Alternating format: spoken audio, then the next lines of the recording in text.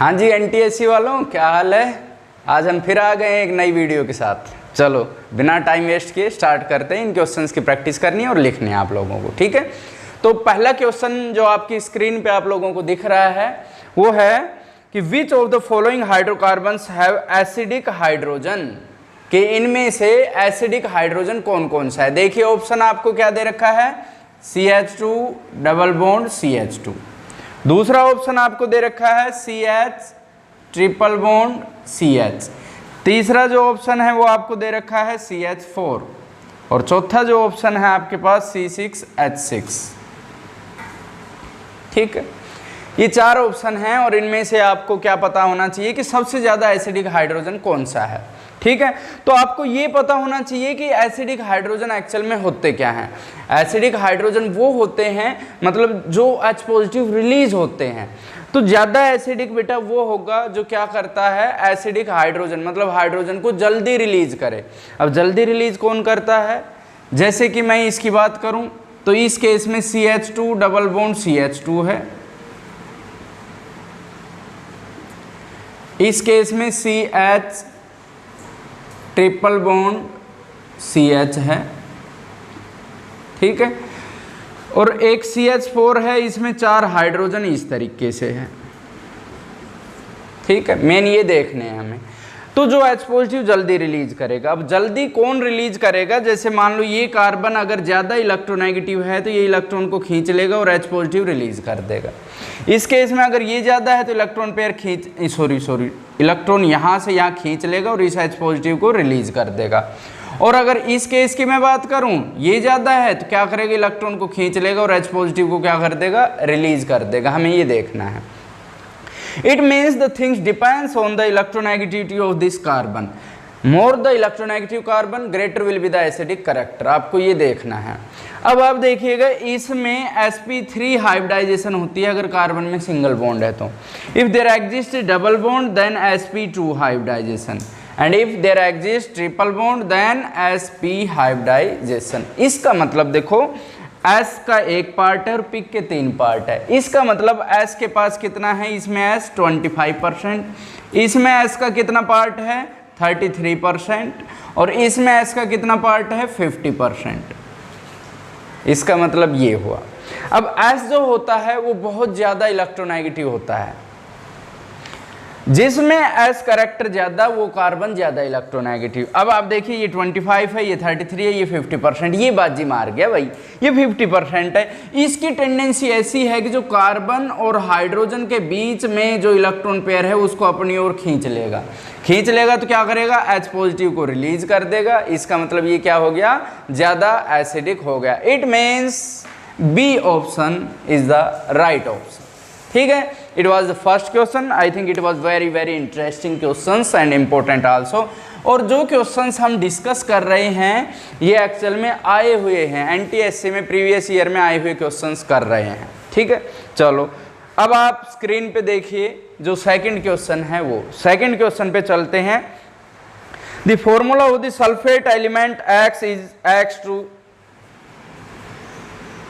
SO4 की thrice. Question ये है कि ये है सल्फेट एलिमेंट X का सल्फेट है ये। The formula of nitride of this element X is, X का नाइट्रोजन के साथ जुड़ के क्या बनाएगा, फॉर्मूला क्या रहेगा, ये पूछा गया है। क्वेश्चन को ढंग से देख लीजिएगा कि किसी एलिमेंट का सल्फेट का फॉर्मूला ये है और वो क्या चाहता है कि अगर वो नाइट्रोजन के साथ रिएक्शन करेगा तो मतलब नाइट्रोजन के साथ वो क्या कंपाउंड बनाएगा, ये है। ठीक है, पढ़ लिया क्वेश्चन, चलो देखते हैं। तो अब इसका मतलब ये है कि भाई नाइट्रोजन की वैलेंसी तो 3 है, हमें पता है। हमें पता क्या करना है, X की वैलेंसी। ठीक है, अगर मैं यहाँ देखूँ X SO4, ठीक है, ये जो X के साथ 2 लिखा है ये इसकी वैलेंसी होती है और SO4 के साथ 3 लिखा है ये इसकी वैलेंसी, तभी तो इस तरह से बनता है कंपाउंड। इसका मतलब X की वैलेंसी कितनी है, आप देखिए X की वैलेंसी कितनी है इस केस में, SO4 की वैलेंसी 2 है और X की वैलेंसी कितनी है 3 है, तो X की वैलेंसी कितनी हो गई 3। तो कहने का मतलब ये है कि n के साथ इसकी वैलेंसी लिखते हैं, इसकी इसके साथ, तो x3n3 मतलब क्या हो जाएगा xn। ऑप्शंस आपने देखे ही थे, फॉर्मूला आपने क्वेश्चन में देखा होगा, x2n, xn2, xn और हमारे पास है x2n2। तो आप देख चुके हैं हमारे पास फॉर्मूला आ रहा है xn। अच्छा क्वेश्चन था। चलो देखते हैं नेक्स्ट क्वेश्चन पे चलते हैं। इसके बाद जो थर्ड क्वेश्चन है वो आपकी स्क्रीन पे दिख रहा है। थर्ड क्वेश्चन है which of the following sets contains molecule with double और ट्रिपल बॉन्ड।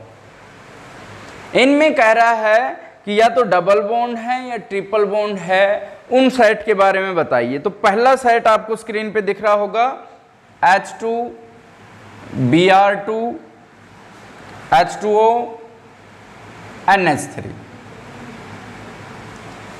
इनमें से आप देखते हैं H2 Br2, आपको पता है इनके बारे में, H2O और NH3, आपको ये स्ट्रक्चर्स बनानी आती हैं।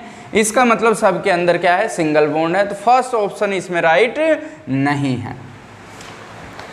फिर आपसे कह रहा है F2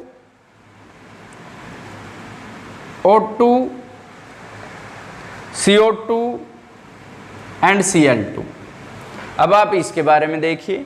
F2 का मतलब है there is a single bond between fluorine and fluorine, double bond between oxygen and oxygen, C double bond O and double bond O carbon and Cl and Cl। तो इसका मतलब कह रहा है वो सेट बताइए जिसमें डबल बॉन्ड भी हो और ट्रिपल बॉन्ड भी हो। तो आप क्या देखोगे कि ये है डबल बॉन्ड हो या ट्रिपल बॉन्ड हो, कोई सा भी हो, इसका कहने का मतलब ये है। तो इसमें डबल बॉन्ड है, ये राइट ऑप्शन हो गया। थर्ड ऑप्शन पे फिर हम चलते हैं CO2 N2 H2 NH3, CO2 N2 H2 NH3। देखिए CO2 का हमें पता है डबल बॉन्ड O आता है, N में ट्रिपल बॉन्ड N आता है, H में H और H आता है, NH3 में H, H और H आता है। तो डबल बॉन्ड और ट्रिपल बॉन्ड दोनों ही आ रहे हैं इसमें, तो ये भी राइट ऑप्शन होगा।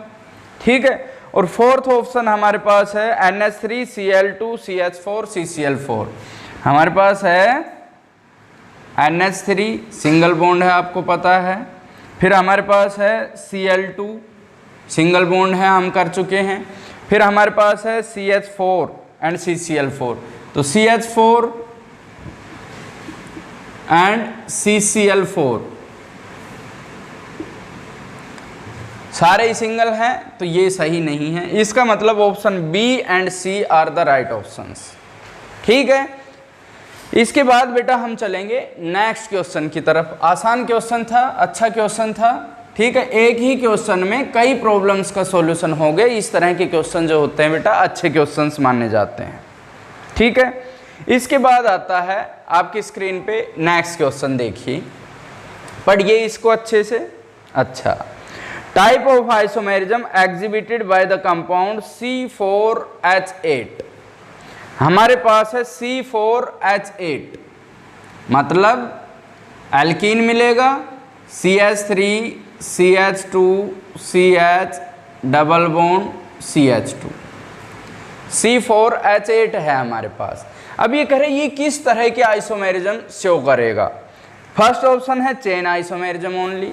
अगर मैं कहूँ हमारे पास चेन आइसोमेरिज्म है तो मैं इसको ऐसे कर सकता हूँ।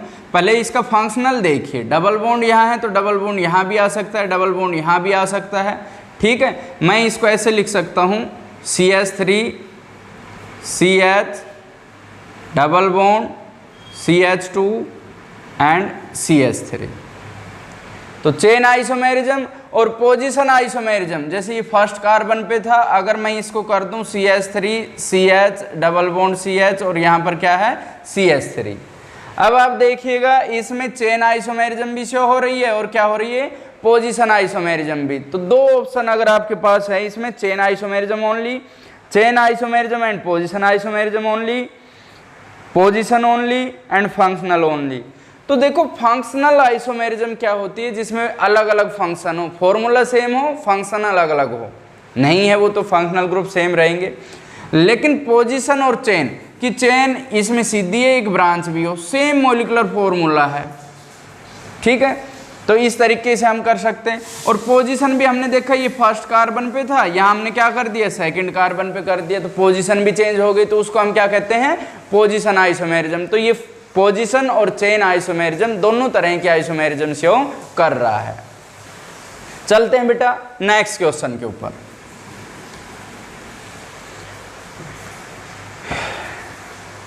नेक्स्ट क्वेश्चन है if the aluminium salt of अनायन X is Al2X3, Al2X3 है भाई, ठीक है। The formula of magnesium salt of X will be, magnesium इसके साथ क्या फॉर्मूला बनाएगा, हमारे पास है Mg2X,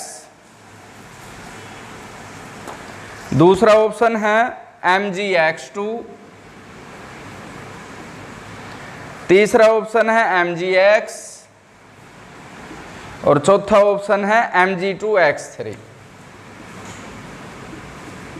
चलो कोई बात नहीं, देखते हैं, सोचते हैं इसके बारे में। भैया हमसे ये पूछ रहा है कि Al2X3 बन रहा है, मतलब एक तरफ Al है और एक तरफ क्या है X, ठीक है। अब हमें इनकी वैलेंसी पता है, इसकी वैलेंसी इसके साथ जुड़ी होती है और इसकी वैलेंसी इसके साथ। एल्यूमिनियम की वैलेंसी 3 है, इसके साथ जुड़ रही है, इसका मतलब X की वैलेंसी कितनी है 2 है, ठीक है। तो X की वैलेंसी हमें पता है, मैग्नीशियम की वैलेंसी हमें पता है, मैग्नीशियम की वैलेंसी कितनी होती है 2, X की वैलेंसी कितनी होती है 2, तो हम क्या कर सकते हैं कि इस तरीके से लिख देंगे Mg2X2, नहीं है इसका मतलब MgX, C is the right answer. अच्छा क्वेश्चन था, इस तरह का ये दूसरा क्वेश्चन हमने सोल्व किया है बेटा, और पूछा गया था ये 2017-18 में हरियाणा में, ठीक है। चलते हैं नेक्स्ट क्वेश्चन के ऊपर। नेक्स्ट क्वेश्चन है द मॉलिक्यूलर फॉर्मूला, देखिए नेक्स्ट क्वेश्चन आपकी स्क्रीन पे आ रहा है। The molecular formula of Freon 1,2 is, molecular formula of Freon 1,2 is, Freon 1,2। तो इस केस में मैं आपको समझाना चाह रहा हूं, फ्रियोन जैसे हमारे पास होता है CF4, फिर एक आप हट जाए CF3Cl, फिर होता है CF2Cl2 और फिर होता है CFCl3। ये फ्रियोन बोले जाते हैं बेटा क्लोरोफ्लोरोकार्बन्स जो ओजोन लेयर को नुकसान पहुंचाते हैं, डिप्लेट करते हैं। तो ये है, इसको बोलते हैं हम फ्रियोन 1,4, इसको बोलते हैं फ्रियोन 1,3, इसको बोलते हैं फ्रियोन 1,2 और इसको क्या बोलेंगे 1,1, ठीक है। तो अब जैसे इसमें क्या पूछा गया है फ्रियोन 1,2, तो 1,2 आप देखिए कौन सा है, ये वाला है 1,2, ये चीज़ें ध्यान रखनी है। मैंने ये सारे इसलिए लिखे हैं कि हो सकता है क्वेश्चन में ये पूछ लिया जाए फ्रियोन 1,3, तो आपको ये पता होना चाहिए एक कार्बन है 4 फ्लोरीन है तो फ्रियोन 1,4 कह देंगे, ठीक है। ये वैसे सबसे ज़्यादा यूज होता है और सबसे ज़्यादा जो नुकसान पहुंचाता है ओजोन लेयर को वो यही है फ्रियोन 1,2। तो आज के लिए इतना ही, थैंक यू।